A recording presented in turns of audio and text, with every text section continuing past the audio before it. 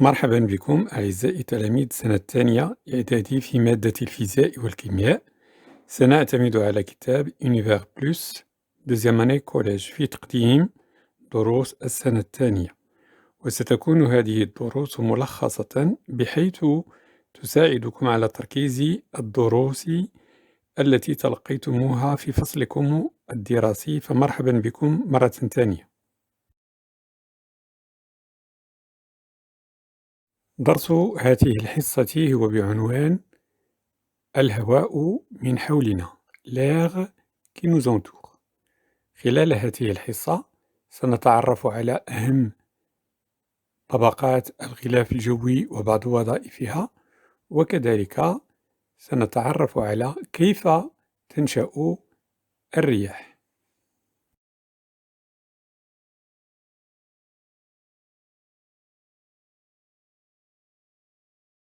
لنحلل الوثيقة أمامنا، نلاحظ أن الغلاف الجوي يتكون من مجموعة من الطبقات، سمكه يبلغ حوالي 800 كيلومتر.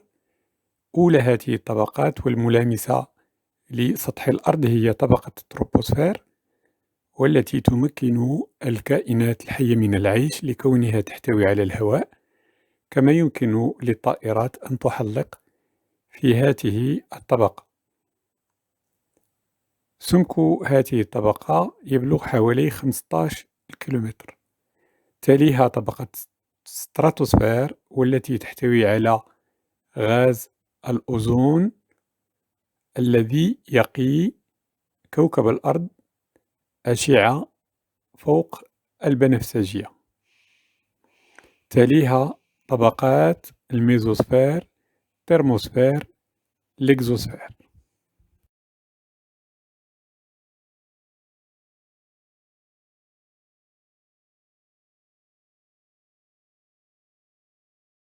L'essentiel à retenir: l'atmosphère est une enveloppe gazeuse qui entoure notre planète à une épaisseur d'environ 800 km.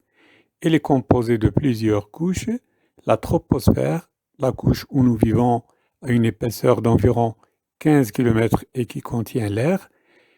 La stratosphère, on y trouve la couche d'ozone qui forme un écran qui absorbe les rayons solaires dangereux, mais laisse passer les rayons nécessaires à la vie. Et puis, il y a d'autres couches, la mésosphère, la thermosphère et l'exosphère.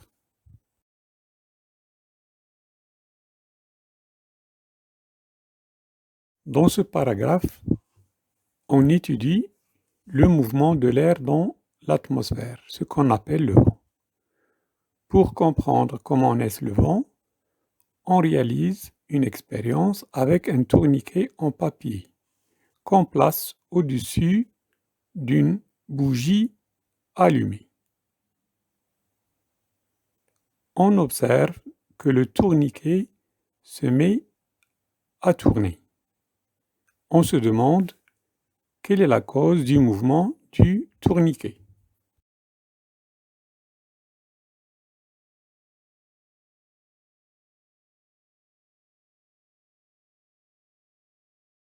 نفسر حركة دوران المروحة الورقية بسبب دوران الهواء فوق لهيب الشمعة المشتعلة.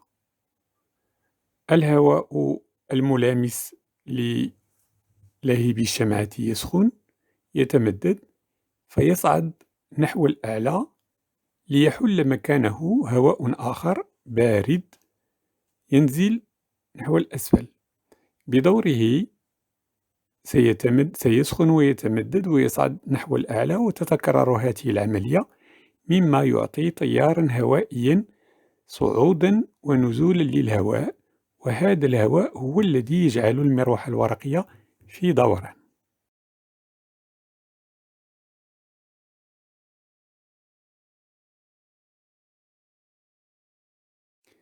ارتفاع درجة حرارة الهواء تجعله ساخنا، يصبح خفيفا فيصعد نحو الأعلى، وبذلك تتكون منطقة ضغط منخفض لكونها أصبحت تحتوي على هواء أقل. الهواء البارد ينزل من الأعلى نحو الأسفل فيخلق منطقة ضغط مرتفع، ثم يتحرك الهواء أفقيا من منطقة الضغط المرتفع نحو منطقة الضغط المنخفض، وبذلك يتولد الهواء.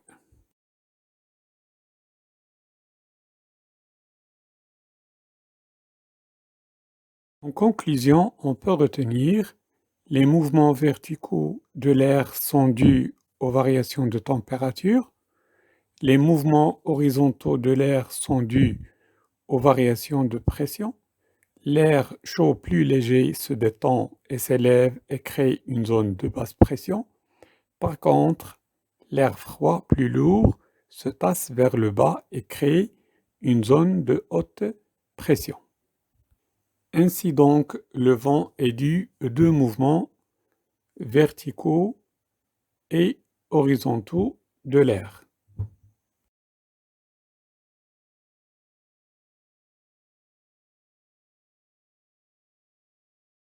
كتقويم لما درسناه في هذه الحصة، ننجز التمرين 3 على الصفحة 16 والتمرين 5 على الصفحة 17. في التمرين 3 يطلب منا أن نحدد اعتمادا على الصور أمامنا أي حالة يكون فيها الهواء في حركة مع التعليل، وفي أي حالة الهواء غير متحرك، وماذا نسميه حركة الهواء.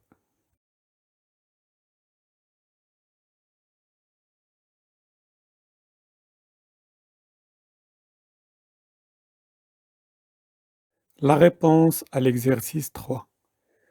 Le dessin 1 montre que l'air est immobile car la flamme de la bougie est immobile. Les dessins 2 et 3 montrent que l'air est en mouvement vers la droite car la flamme de la bougie ainsi que le parapluie sont entraînés par l'air vers la droite. Pour la troisième question, le mouvement de l'air s'appelle le vent.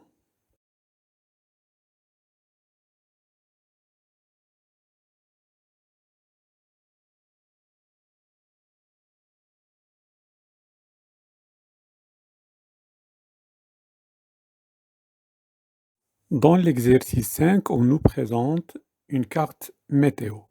Dans cette carte, il y a des isobars. Ce sont des lignes le long desquelles la pression reste constante. On nous demande dans la première question de déterminer la zone A, anticyclone, et la zone D, cyclone.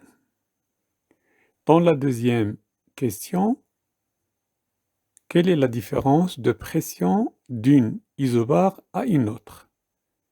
Dans la troisième question, on nous demande comment varie la pression quand on s'éloigne de chaque zone. Pour la quatrième question, on nous demande de montrer avec une flèche le sens du vent.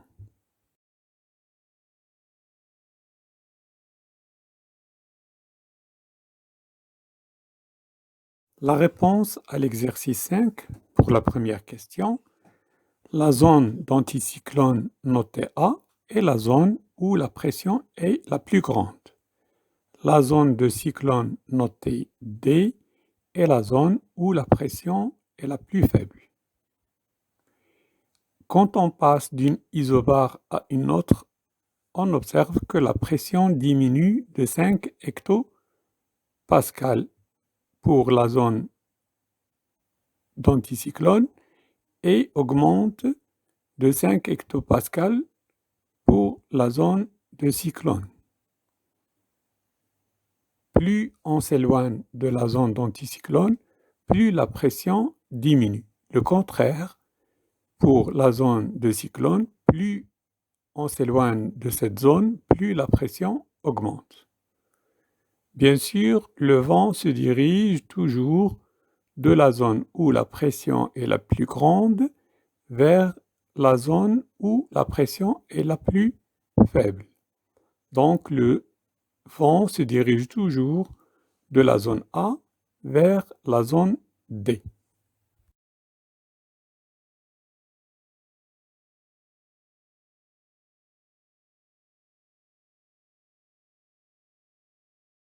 أعزائي التلاميذ، دمتم في رعاية الله. ألقاكم في درس جديد إن شاء الله.